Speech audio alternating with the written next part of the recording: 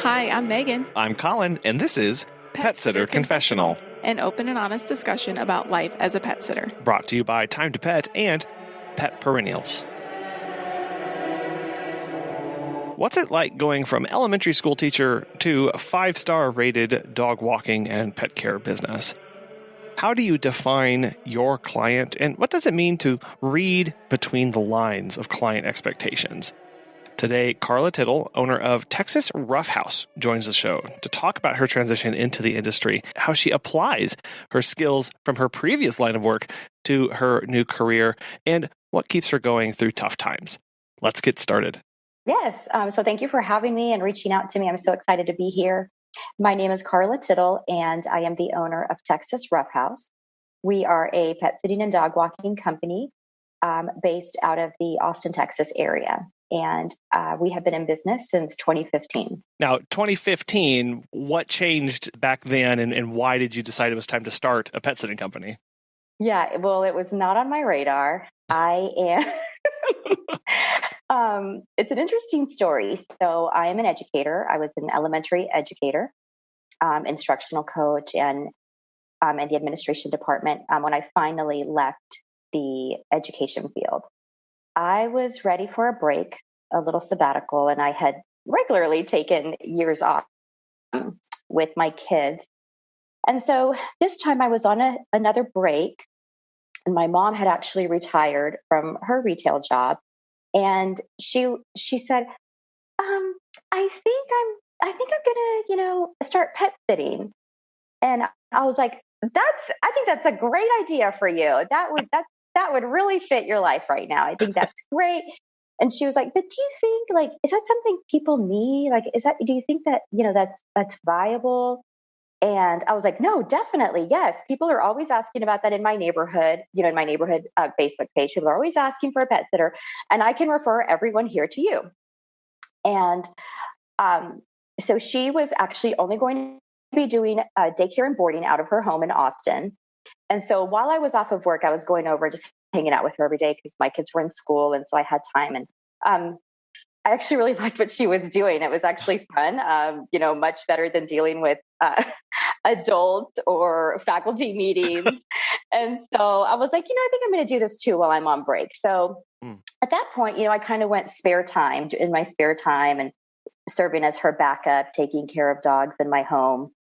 And my parents actually were like at first asking me, okay, what are you doing? Like, you have a degree, you need to go back to work. This is not, this isn't a career for you. Yeah. And, like most of us think it's not a career.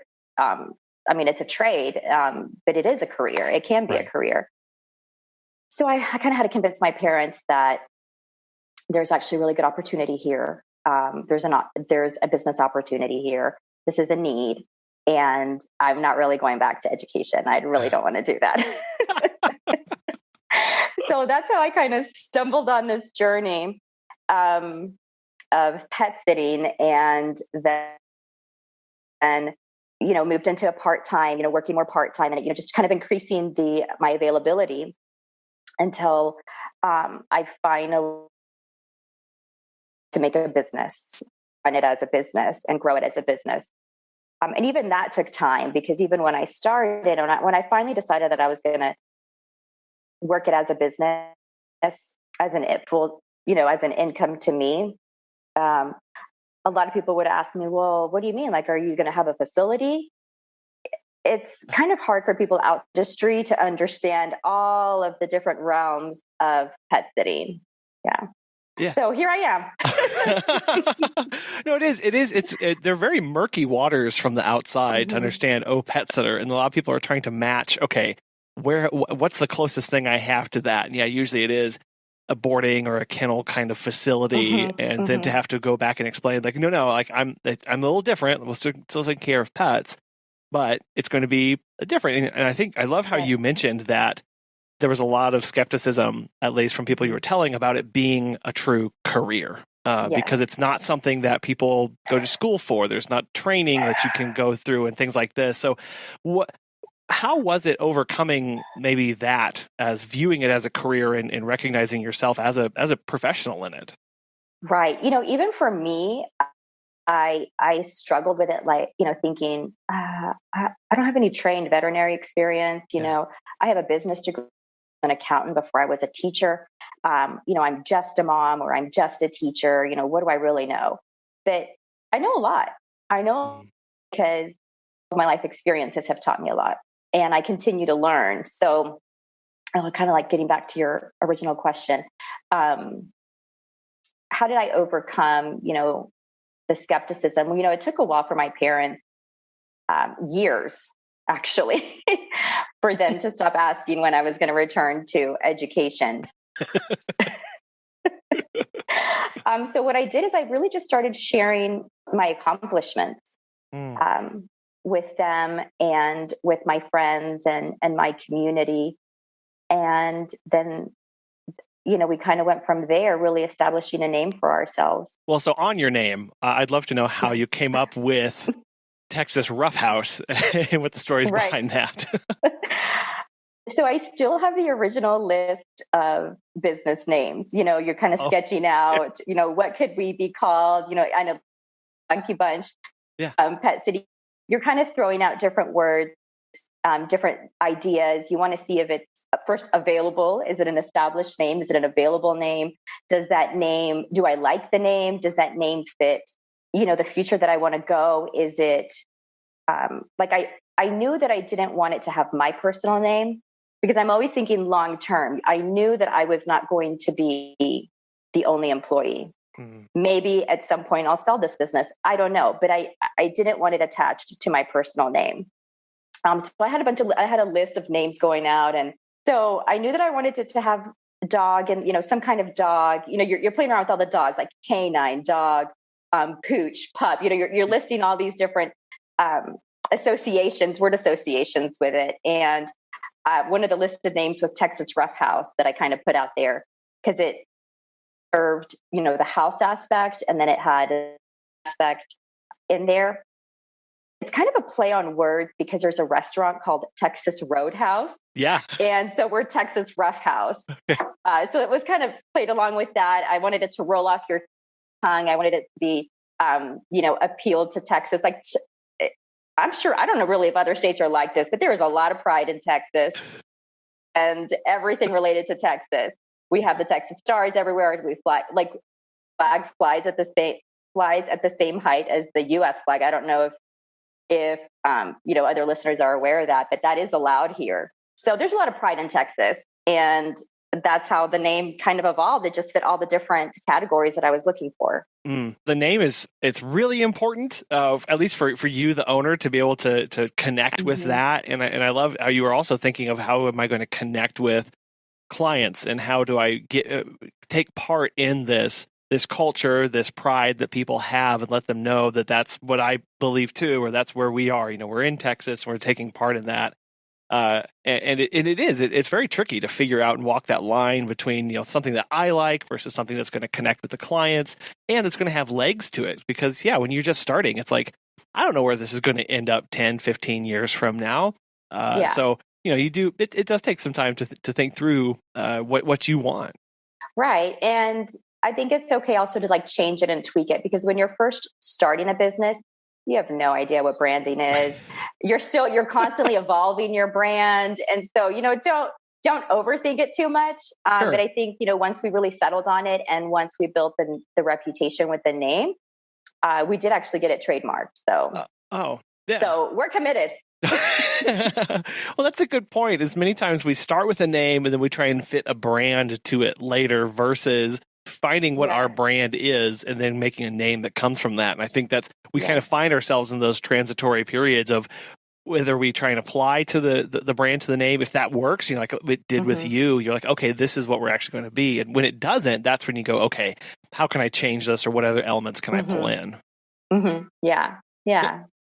Now, you mentioned that your background was in education, and that you really didn't have a lot of running a pet sitting company and business. So what was it like in that transition? and transferring those kind of skills, or what did you find that was most helpful for you when you first started? Yeah. So even as an educator, I'm always thinking of a business opportunity, always, my whole life. Oh, I can make a business out of this. Oh, this is a need. I can make a business out of this. So even as an educator, I started and ran like preschool camps in the summer. I did private tutoring, and everything that I've learned about running a classroom and teaching 22 6-year-olds or 10-year-olds, all of that I just transferred over to running a business. So how do I schedule? How do I really read between the lines? How do I form not a diagnosis, but how do I observe what's going on with the pets? How do I observe a conversation that I'm having with a client? Because I would have to read between the lines a lot in speaking with parents of children. So what am I listening for? I can sit down with a 6-year-old and read with him for 20 minutes and tell you exactly what he needs. So it's kind of doing the same thing, bringing that aspect to listening to pet parents talk about their home and their pets and what they're needing. That reading between the lines, that is a real skill, because I think a lot of times, at least we've encountered this, is the pet parent doesn't even know what they want, right? They have no clue what's going on. They just know that they're leaving and something has to happen with their pet. Right. Right. They know maybe what they've experienced in the past and what they're looking for now. And sometimes they really don't know what they need. We all consider our pets our children, but there is a humanizing aspect sometimes placed on them. And so we have to flip the switch a little bit. Yeah, I think that's the biggest flip is this anthropomorphizing of these what the pet is doing, and realizing, okay, actually that may be coming from the pet parent, and so when they're not here or when these things are going on, we may have a different outcome, or I've got to communicate this a little bit differently because, as you brought up, like they've had this past experience where they're expecting something, or maybe positive or negative, that they're going to be bringing into this next encounter with me. Exactly. Exactly. Yeah. Well, so you are near Austin, and I'd love for you to tell us about what that market is like for you and what it's like connecting with your clients. Yeah. So I've been in Austin since 1997 when I came to college, and it has always been pet friendly, dog friendly. This primarily used to be a college town. It was very different than it is now, but a lot of the original, vibe is still here. Yeah. So Austin loves their animals more probably than any other Texas city. And so there's a lot of need and a market. I'm always thinking about the market, what your market wants. So there's a need for what I see is pet owners looking for things to do with their pets, looking for their pets to have the best in, accessories, in care, in experiences. So Austin has changed a lot in the population, the makeup of the population, but it hasn't changed the love of animals. How are you finding out what your clients' needs are? You're saying they love pets, they have these expectations. How do you go about finding how you can fulfill those, and what does that process look like for you? Yeah, I would say that half of it is easy because half of it is me. I am that person, but the other half is not me. That's the younger generation, the millennials. That is the one that I honestly struggle with, that I have to learn and keep up with. My children are in that age bracket. And also I try to stay in tune and really learning about what they need. But primarily, we service the suburban dog mom, and that's me. So I am the PTO mom or PTA mom. I am the mom that used to travel for sport. I'm the mom that takes vacations. And so that is our same client. They have their year planned out. They have they travel for sports. They're gone during the day, but they do not want their dog to miss out on any fun. So their dog goes with them when they go to, certain restaurants or on shopping trips. And so when they have to be away, they don't want their dog to miss out on any of the fun. Mm. Yeah, well, and being able to connect with them, as you said, it's easy because half of that's you. And I know Megan and I find that a lot of like, oh, that's the easy part. That's who we can connect with. That's where messaging is the best because we're dog parents, and I know how to talk that lingo to people our age or in similar interests. It's as we start to branch out, all of a sudden it's like, oh, how do I, let's figure this out, and staying up to date or doing different things because for us, our inclination is always to go, oh, let's post it on social media. Let's post it on Facebook and Instagram. But sometimes forgetting, there are huge swaths of our clients who they don't even have any of that, or they never check it. That's not how they use it. So we've got to change our behavior to meet their expectations too. Right. And I do have, a few of our pet sitters on our team. They're younger, their 20s. They're not on Facebook. I'm on Facebook, so I'm always asking. Well, how do you do a reel? Show me how to do that. Can you just, film that, while we're at an event, things like that. So I'll look to them to see what's hot. Well, yeah, you have to find that are good at things that you're not good at. Have you heard of Time to Pet? Chrisanne from Raining Cats and Dogs has this to say.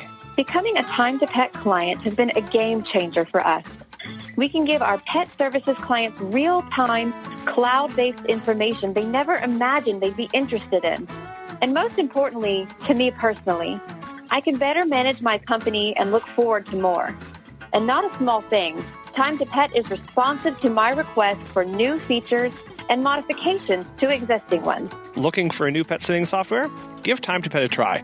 Listeners of our show can save 50% off your first 3 months by visiting timetopet.com/confessional. Once you've found your client's expectations, I know something that you really strive and work hard is then exceeding the expectations. So what does it mean to exceed a client's expectations for you? It's raising the bar on what we do. It does go back to reading between on what they're saying and what they're needing. And that alone, that really helps us exceed their expectations. Like they didn't know we were going to do that. They didn't know that their dog could do certain things. Some of the things that really, I think, set us apart is the variety on our team. A lot of our teammates have, or our pet sitters, they have different experiences in animals. So we have someone that has, can be an expert in that area that we can ask questions or can teach us about the type of care that kind of animal needs or experiences. So there's moms on our team, there's grandmas on our team, there's single, a pet mom or a plant mom is on our team. So just exceeding the client's expectations because they've whether they've had a bad experience in the past or they're trying a pet sitter for the first time, we really want to blow them away, blow them away with the type of service that we deliver through our communication, obviously, reliability, and, the enrichment that we're bringing at every visit. Yeah. Well, and part of that is, what you're saying there is you're blowing them away because you're taking their expectations and completely taking it to a whole new level where they didn't even know that was possible. And I love how you lean on the strengths of your staff, your team members, to make that an integral part of that experience for them of going, basically to the client, say, you have no idea what's possible. Look at all the expertise, the experience that we have, and that's the strength that we're pulling from. Yeah, absolutely.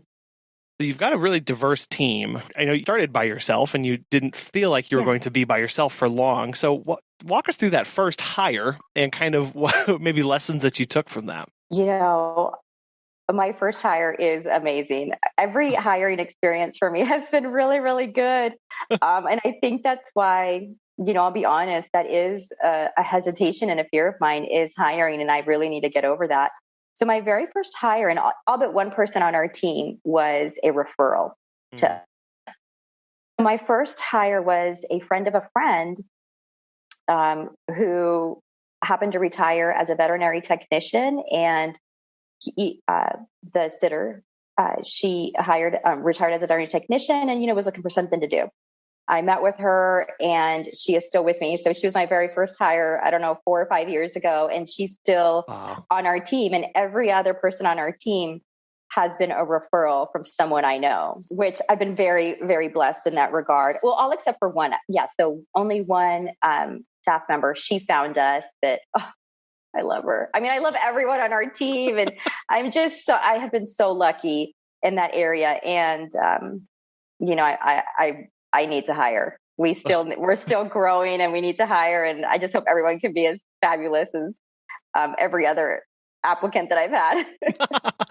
Well, so do you still have a little bit of fear each time you hire of whether they're going to work out and whether it's going to be a good thing for your team? Yes. Yes. Although we spend a lot of time working with our new hires, before we release them independently, it is a careful balance, I think, for me, because it's such an independent job. They're not working in retail with supervision or other people around. And we worked really, really hard, thanks to everyone on our team. We have an outstanding reputation to uphold in our communities. And I know that our community members are trusting us with who is coming into their house when they're gone. And so I take that very seriously. It is very daunting to realize that this person is walking out there with my reputation and my business's reputation on their shoulders. Like, they are a true representative. And I guess that falls back on us to make sure we've done the training, we've done the screening, we've done all those processes the best we know how. Yes. Because at some point you got to let them loose. Yeah, we do. It's like children.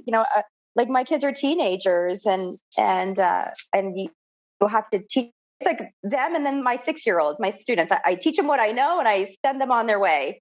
I'm not here to do 12th grade, pre-calculus. That's not me. So it's the same thing with my team. I train them as much as I can. I train them to be independent.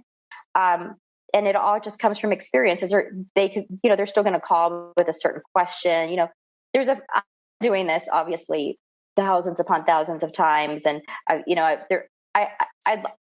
I'd almost say there's nothing I haven't seen yet in a house or an experience. And so you just kind of have to go through that, go through the experience of it, and then you learn from it. That's true. So what are you doing now? You're looking to hire now. Are you doing anything differently in your hiring process, given the market and new hires' expectations? I'm trying not to think that hiring is going to be hard, because everywhere around, and Texas is fully open. We have been open and we are not closing. And so, but if I was to focus on what I see in other businesses around me, like the restaurant industry took a huge hit. They're closing restaurants. They're closing mom and pop shops. Restaurants are closing certain days. Even Taco Bell in my area, like the entire restaurant had to close because they didn't have enough staffing. So I see I see other businesses and industries going through this obstacle of hiring and being able to get anybody to work. And so I have to just think in my mind that the reason that they are not able to employ is because a lot of the, applicants want flexibility. They don't want to be in a populated building. They want to freelance more. So I'm choosing to focus on that, and that's actually going to make my hiring easier. Oh, no, that's really well said, of looking at what problems are they having and not internalizing those and going, oh, I'm going to have those same problems. And instead looking at the strengths that the position offers and really playing that up in the communication and the posting. Yeah. Because that's what's going to be connecting with them, because that's what they're wanting to hear that. Right. So, and it's a test. You got to test the market. I think you have to see, what are they wanting?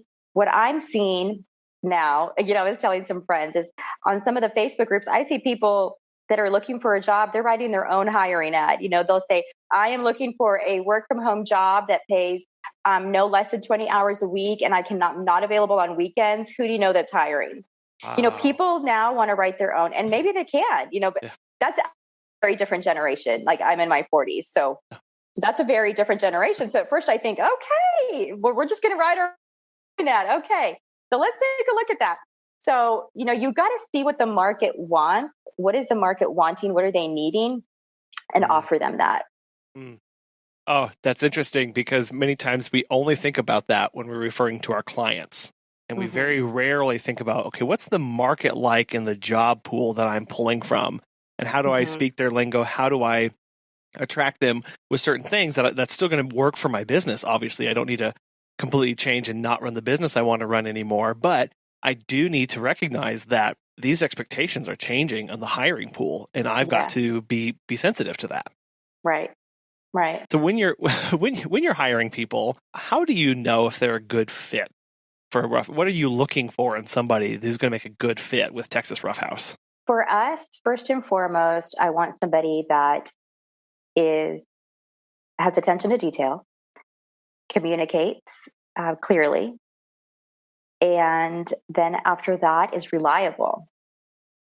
I know work-life balance is very important for me personally, and I want to make sure that team also is experiences a work-life balance as well, and so that they're happy and healthy. I'm also queuing in. I'm always asking also new hires how busy they want to be, so that I can match. And also my current team, I'm always checking in with them, like, how busy do you want to be? Are you busy enough? Do you need some time? Do you want to be less busy?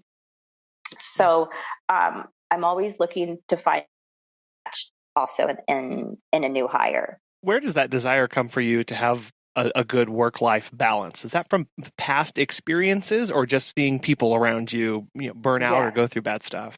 Yeah, totally from my experiences. I mean, that's why I left education. Yeah. That's why I frequently took a year, regularly took a year off from work, just because it's just such a demanding career. Education, teachers,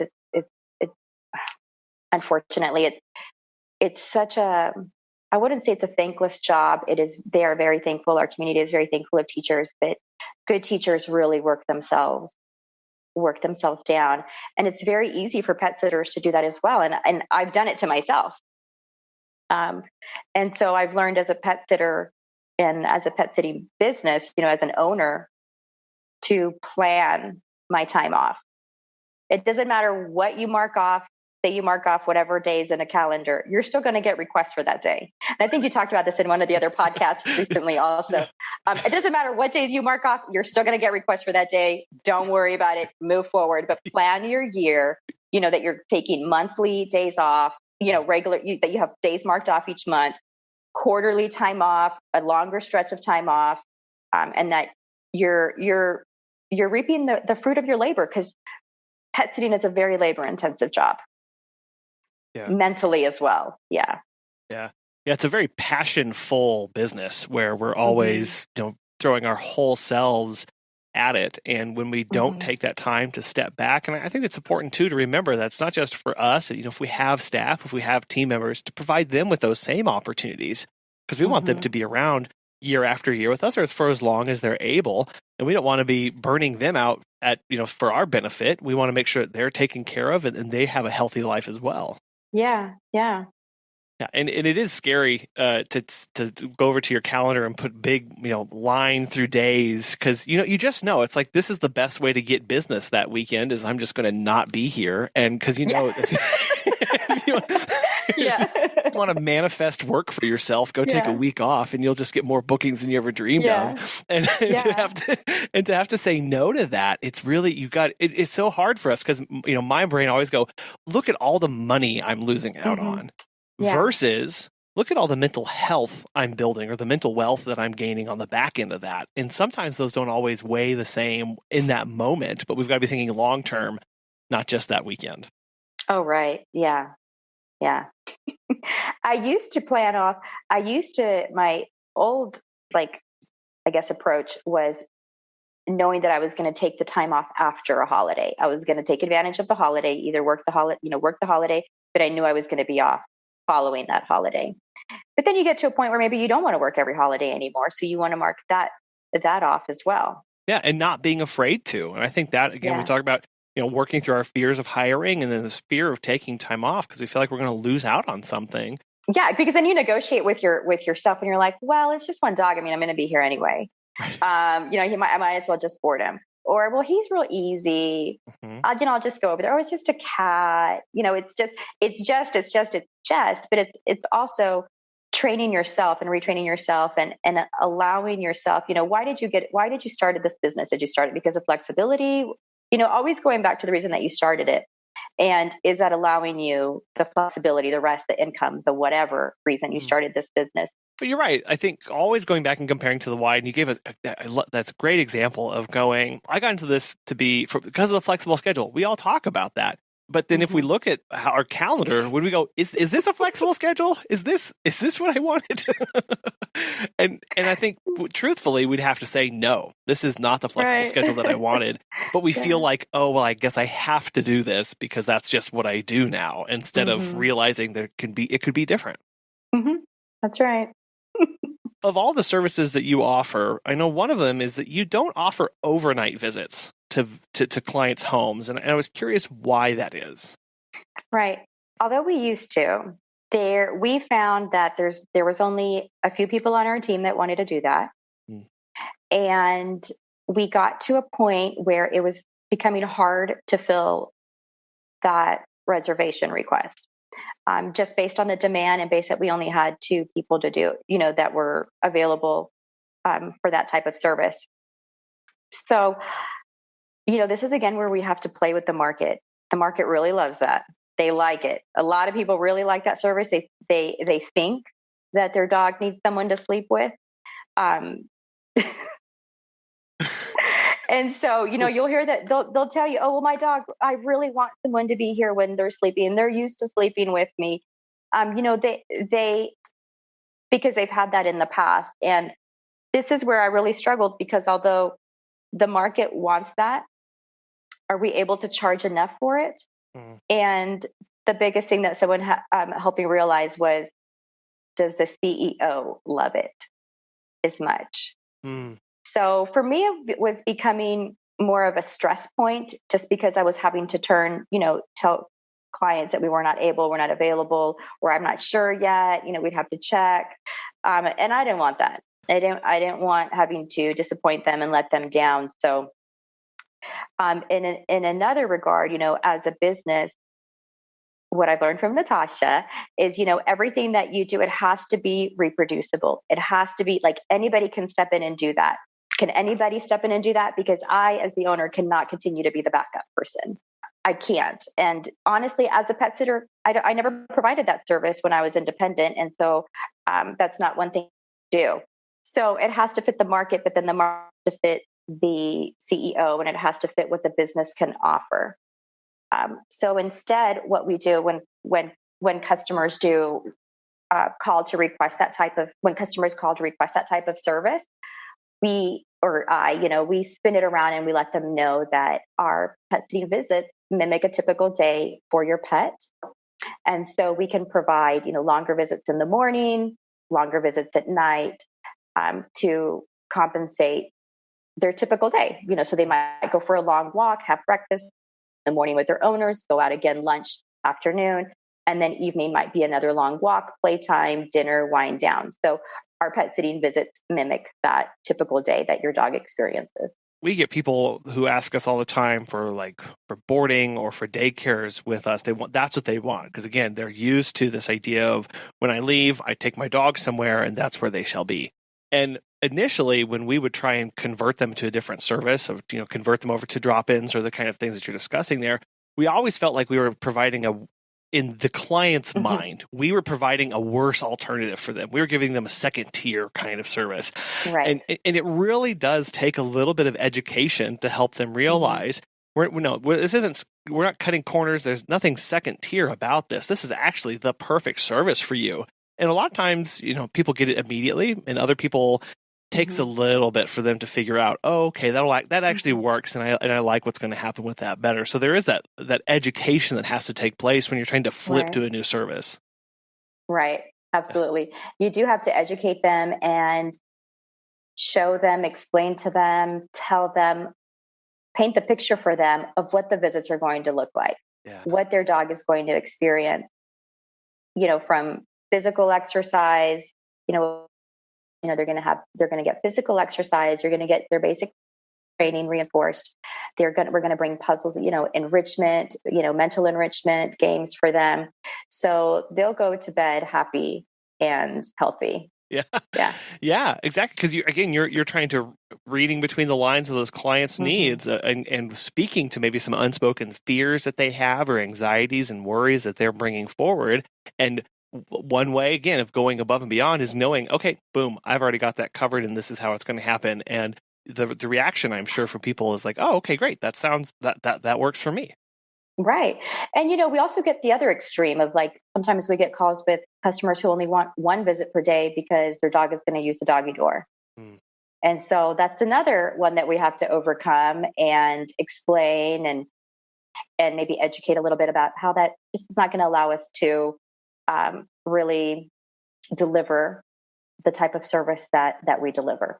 Yeah, it really is. It's amazing. A lot of people get in this business because we love pets. We love being outdoors. We love the flexible schedule, but how quickly we turn into educators and advocates for people's pets who they didn't even know needed to be advocated for. Right. Yeah. Yeah. You just, if they're requesting a service that you don't offer, spin it around, explain to them what they're going to get with your service. And, we can try it and see how it works. We'll be doing X number of visits per day. And if we find that may not, that your dog may require a little bit more, we'll be sure to communicate with you and offer, another visit or more of whatever he's needing. Yeah, being flexible and adapting to that particular client's needs, obviously within reason of what you're able to do and schedule. Yes. I mean, we're not going to offer to end up just staying there, but yeah, right. we can try it. Everything deserves a trial. I did want to touch on a big loss that your pet community suffered recently. I know we saw it in the news and going around several different Facebook groups and such. So could you tell us a little bit about that and how it's impacted everyone in the pet care community down by you?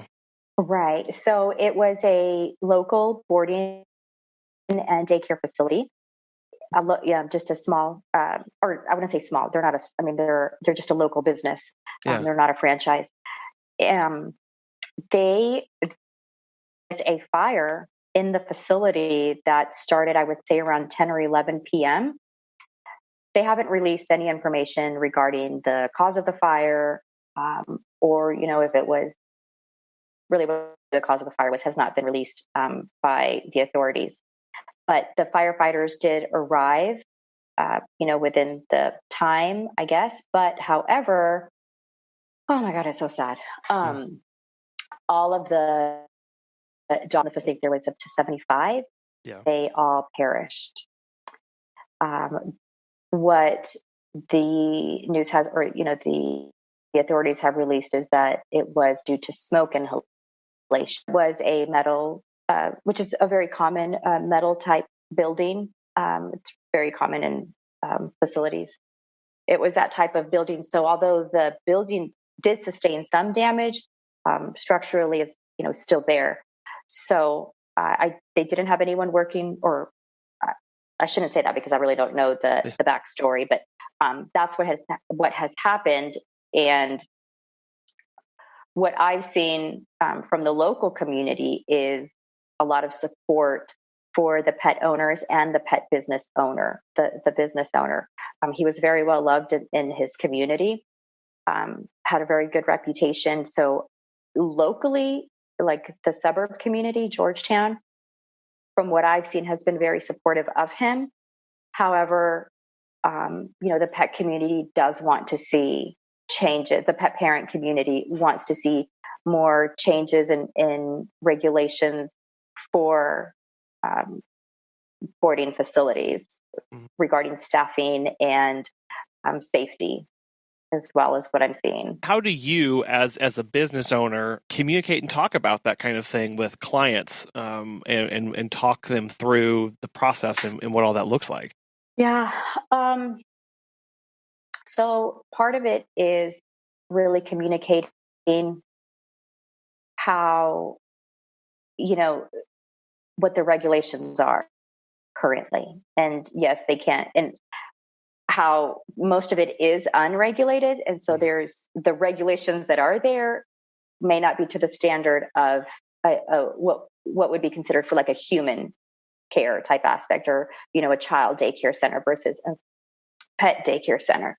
Here, animals are still considered property. So there's different regulations and policies that come with that as well, of requirements. And what I've seen is just there's petitions for change as far as safety and staffing. Mm. So for clients who are asking about that, we just try to educate them on the current laws and what could be improved. Yeah, I know that there's a lot of conversations going on about what they were, what they should be versus what people want them to be. And I can't imagine being a business that's also in pet care having to field questions or interact with other businesses to figure out A, what's going on, and then B, how are we going to respond and help and as we said, continue to educate not just pet parents, but other business owners as well. Yeah, it's really, really tough. Yeah. Because, every business has to, it's hard. It's a balance because you have to see it from a business perspective on what makes sense, but then you have to have a sensitive perspective as well to it. There's two sides to the coin. Yeah, it's a very there's a lot of passion, there's a lot of feelings and emotions involved in this, as there should be, because they're people's pets and loved fur babies. And then going, okay, we've got to walk all these lines, and I hope that this is part of getting a lot of people to talk about these things now, and hopefully be better on the back end of this. Yes, and it teaches also, the questions to ask when you're looking for a facility or for any kind of pet care. It improves the knowledge of the pet owner on what questions are important questions to know and ask. And then, I really, really feel for the owner. They're sensitive to what he's going through as well. Whatever caused it, whatever the reason was behind it, whatever things were in place and fell through or weren't in place. You think about it as a pet sitter, if you've ever had to make a call because a pet escaped or a pet was injured, a pet, the owner's dogs got into a fight, the door was open, you came in and something was out of place. All of those calls that you've had to make are terrifying. They're, they're just encompassed with so much guilt and grief for you as the caretaker. So you multiply that by 75 phone calls that had to be made that morning. Yeah. And, a lot of people were hurt. The staff, the pet owners, the owner, it's tough.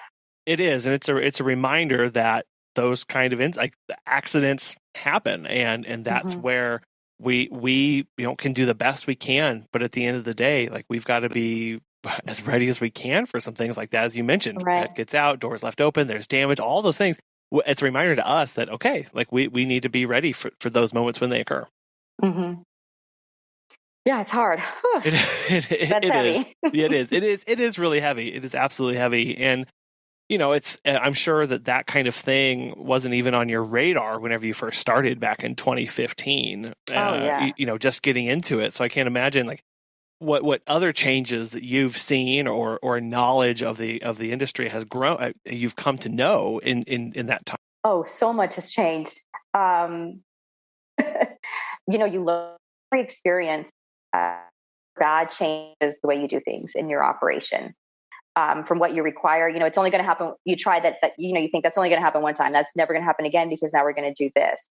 Never is a hard word, but you start putting things in place to prevent that from happening again or encourage it, continue to happen. So one of the, for example, we made a change that we require all dogs to be wearing a well-fitted collar and updated identification tags during the entire time that we're sitting. We require that we have a working key, not just a garage door code, because we experienced this horrific freeze in Texas in February, where we were out of power. We were out of power for almost 4 days. We were out of power and water. So if we had only had a garage door code to enter, we wouldn't have been able to enter the home. So, learning from all of these experiences help us fine tune what we're doing and change our operation.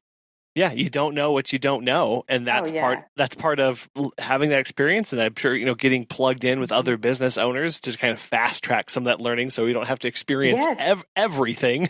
Yes. A really important question that we learned to ask was: are there any other pets in the home that we are not going to be taking care of? Because one home had a pet tarantula that escaped his enclosure, and our pet sitter walked in the front door and there was a tarantula in the entryway. To make matters worse, it was deceased and found to have been caused by the cat. So, so that brought on an immediate call and communication to the owner, letting them know that there was a tarantula and why, how did so things like that, because sometimes they're just, owners are in a hurry. They've got a lot going on before a trip. So it's important to ask as many questions as we can. They have their minds going in a lot of different directions. And so that's one of the most important questions that we ask now is, are there any other pets in the home that we will or will not be taking care of? Yeah, that one was tough. I'm writing that one down. We're going to add that to our intake because ask that. Right now we ask, are there any plants that you want to think? Because a lot of people don't think about plants, and then we don't want them to come back and them all be dead. So we say, hey, do you need us to water any plants? But I didn't ask, do you have any tarantulas hidden in corners that I need to look for? Okay. That's perfect. Yeah. Pet Perennials makes it easy as 1, 2, 3 to send a heartfelt condolence gift directly to someone with a broken heart. They have this awesome direct-to-client gift service that takes the effort off of us and ensures a thoughtful, personalized Simply gift reaches our client or employee. All gift packages include a handwritten card, colorful gift wrap, and shipping fees across the U.S. and Canada. They also have an array of milestone gifts and greeting cards that can be sent to celebrate birthdays, extend get well wishes, and welcome new and rescued pets. Additionally, there are gift choices in case you need to send a Simply gift in memory of a special human client or celebrate a pregnancy, engagement, or wedding of a pet lover. If you're interested, register for a free business account to unlock the all-inclusive, discounted package prices. Since the service is leveraged on an as-need basis, there are no monthly or annual obligation or minimum purchases. Learn more and register by going to petperennials.com/pages/GPS and enter the referral code PSC at registration to get a unique coupon code to save $2 off of any package you send in your first 90 days. And I'm sure over those times, and you mentioned one of the hard times that you've had is the freeze for 4 days, which everybody heard about on the news, and then the atrocity that was for many. In tough times for you, where do you go, or how do you keep going when things get hard? Yeah, there's different types of hard things that have happened to us from the onset of the pandemic. Last year. That happened for us here in Texas right at spring break, right when it was starting. So we lost all of our spring break reservations. April, we lost 90% of our revenue. And I had to think quick, and I had to, okay, they're not traveling. They're staying home. What do they need right now? They need their dog exercised because they're on Zoom calls and their kids are on Zoom school. So we can offer still dog walking, and we can offer yard time, playtime. We can offer poop scooping.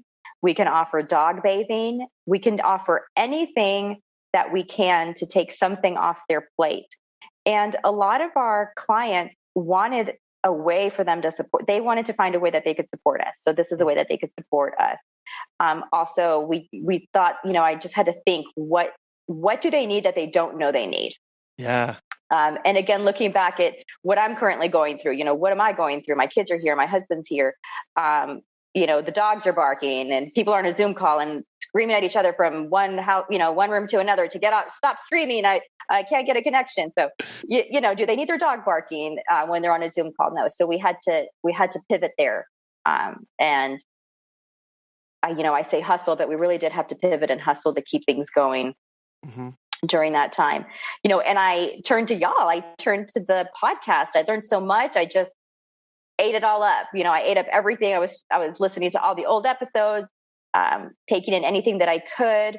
I was learning up on my craft, of pet sitting, trying to get better. So that's where I turned to. I just always turned to, what do we need? What does my staff need? What do our clients need? And then in the how can we continue to move forward through this? Because we were it was a holiday weekend here, and we were servicing homes, and those owners could not fly back home. Wow. Our airport was shut down. There were no flights. The roads were frozen. They couldn't, one of them to fly into Dallas, which is like 3 hours away, and then drive here. But so we were dealing with that. And so we said, you know what, we're just going to have to go down to 2 visits a day. Luckily, I'm so thankful. And also felt horrible that I was out of state myself because it was a holiday weekend. I was in Colorado skiing. I was not able to enjoy my own vacation. I was crying every day, just thinking about 2 of my sitters who were going on. They were going on with everything that was left here, driving as carefully as they could to get to the homes and making sure that those animals were taken care of. And then we were having to boil water. So we were boiling water for the pet. It was crazy. And then finally I got back. I told everyone, okay, I'm taking over everything. Y'all stay home. Of course, the roads were drivable by then because we're back above freezing, but they really deserved some time off. Yeah. Wow. Gosh, I can't. Yeah, that's a lot. And it really sounds like whenever things like that happen, you immediately switch into action and adapting to the situation and really trying to just work your way through and always thinking of new things. Because I know for many people, when tough times come up, we freeze and we stop and we're in action because we're scared of movement. Do you think that's just how you're wired, to just always be looking for the next thing and keep pushing? I think so. Yes. I do have a moment of panic. Oh my God, what are we going to do? And then I just need a moment. I just need to come out of that for a minute and ideas start coming to me, and I definitely, to all the pet sitters, because it happens to me, if you are overworked and bogged down, for me, I'll just say, I can't think of ideas. I can't get creative. And then I'm just stuck in this cycle of being overworked and not knowing and thinking about how to get out of my overworkedness, and get to some relief and balance. And so I do have an immediate oh my God, what am I going to do? And then I'll start thinking, I'll go for a walk with a dog, or I'll just kind of think, what are other businesses doing? What have I learned in the past? And I always look away from pet sitting businesses. I look at other trades, what they're doing. And so that has helped me a lot. Is I have a lot of different connections. I have a lot of good friends that own many different types of businesses, and they've taught me a lot. I see what I think about how I can apply that to pet sitting. Yeah. I think that's really important to continue to take in new information, and that idea of not just looking at the pet sitting industry, but looking broader and saying, okay, where's what innovation is taking place? So what are some of your favorite resources that you'd like more people to know about? Definitely the podcast. Thank you. I think looking to, if you have a tribe, if you have a really good tribe of clients, friends, other businesses that you're connected, is to ask them. They are your resource. They have always been a resource for me on how does this sound? Would this work? Is this a need? What are you doing? What are y'all doing for here? What are y'all hearing at? Because people are hearing and you're hearing about what's going on, whether in the market, in the neighborhood. in their own networks. Everybody has a different network. Like for me, my network is the PTO moms, the band moms, the sports moms, the suburban. That's my network. If you need anything going on in there, I'm your girl.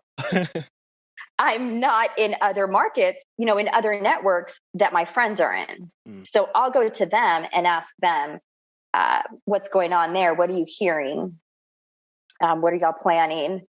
And so I'm just been very, very fortunate to have such a supportive family and friends and clients that are always there for us and willing to share and connect us, shout us out, all of that. That's where I go to. I go to who I know. Yeah. And I think when people start writing down names, they'll realize that tribe is an awful lot bigger than we initially expect. And I really hope that, because that was a lesson from us that we took away from 2020 was, wow, there are a lot more people out there rooting and cheering for us than I ever imagined. Yes. And they came out of the woodwork. And I think we need to continually remind ourselves of that. And then to that it's okay to reach out to them, to ask questions, to see what's going on, to do trials or things like that. That's you can use those people around you because they want to see you succeed. So they're going to be more than happy to do that. Surround yourself with the people who want to see you succeed. Well, so on success, you've been in business for coming up on 6 years or 6 years now. Do you feel like you're successful? Do you believe that you are successful? Yes, in many areas of my life, but I haven't reached my, full success. I am successful in the sense that I work from home and that I'm home when my children are here. When they come home, I'm successful in that I really can control a lot of my work schedule. I'm successful in that I have an amazing team that works with me, and I'm successful in that we have impacted the community in a positive way. So there's many areas that we are successful in. I don't know what true success really looks like. I mean, I know what the goals I want for us, this year. And we've always, we're almost, I would say, accomplishing all of the goals for the business, but there's their goal behind that. Yeah. So it's reaching the next one.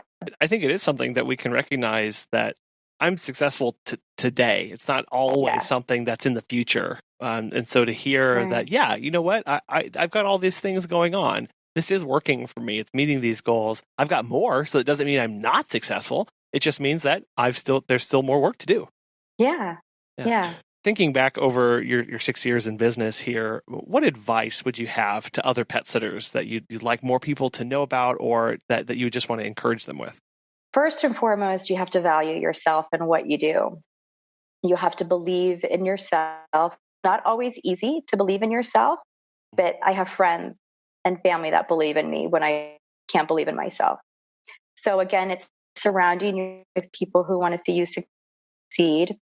When I first started, I really underpriced myself and the service that I provided. I thought that since I didn't have a brick and mortar, I couldn't charge that much. I had to keep low.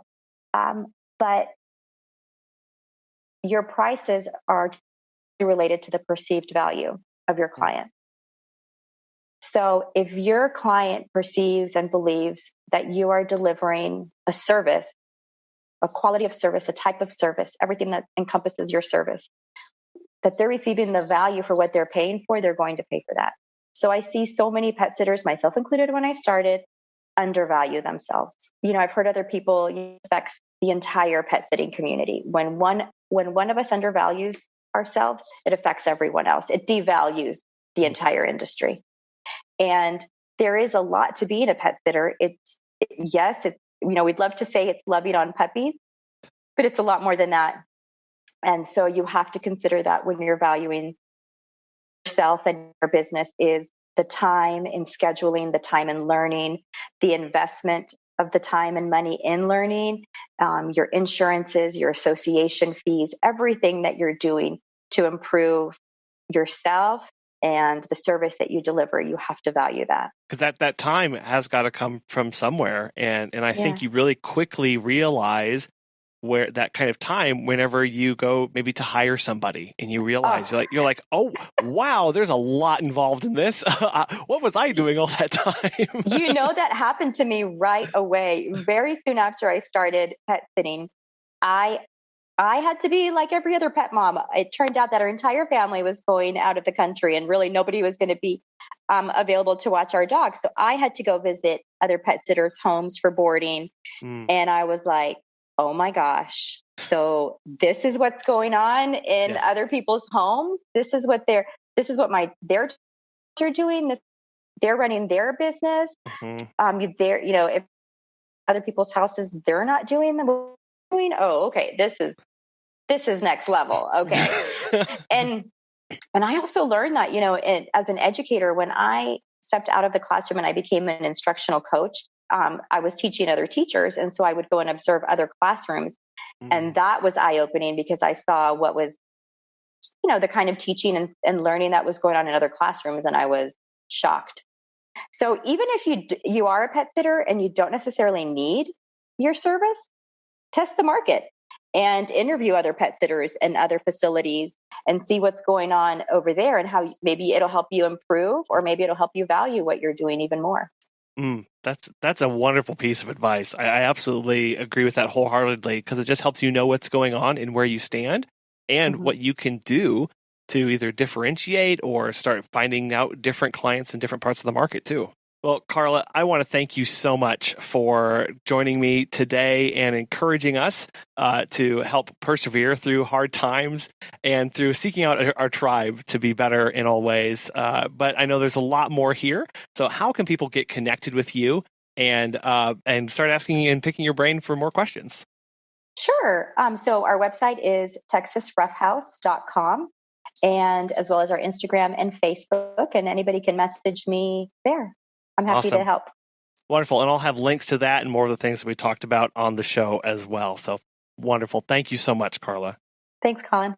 Value yourself and what you do. Those words of wisdom from Carla really strike home to many of us in the pet care industry. And Carla did that from moving into a different career and making it her own to deciding what services that she wanted because she didn't like offering a few of them. When we start to value ourselves and we start to value what we do, we start to hold those boundaries a lot better. We start to charge appropriately for our services, and we start to live the life and run the businesses that we want to.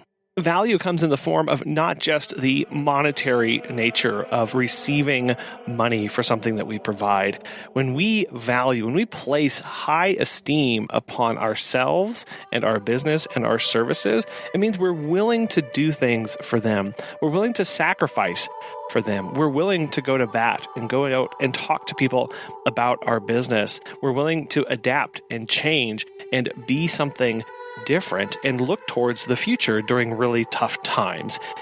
So how do you value yourself? How do you place value on your work? And what does that look like to you? We'd love to hear about that. Send us feedback at petsitterconfessional.com or anywhere on social media at PetSitterConfessional.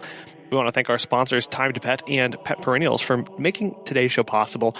And really, we want to thank you. Thank you so much for taking your time today and for listening. We hope you've enjoyed it and hope you've learned something from it. Reach out to Carla and talk to her more about her business and what she's done. We hope you have a wonderful rest of your week.